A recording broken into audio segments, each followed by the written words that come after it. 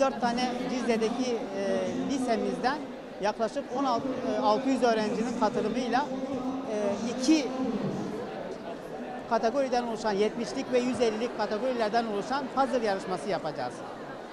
Puzzle'ın yani yarışmamızın genel amacı Cizre'yi ve Cizre'nin temel öğelerini bütün Türkiye'ye tanıtmak.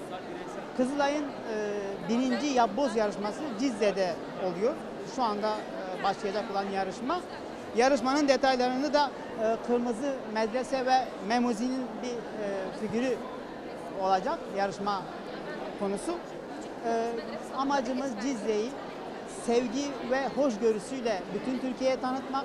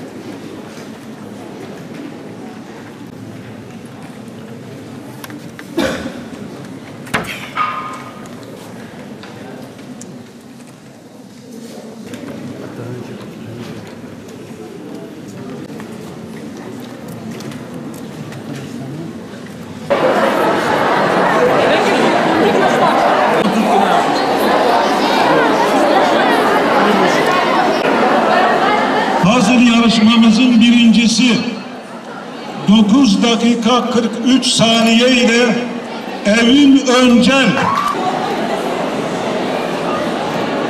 Birinci oldum, çok heyecanlıyım. Yani o parçaları birleştirmek ayrı bir heyecandı. Çok güzel bir şeydi. Birinci oldum, mutluyum. Puzzle yarışmamızın bireysel ikincisi 13 dakika 38 saniye ile Roselin Boston. Alkışlarınızla.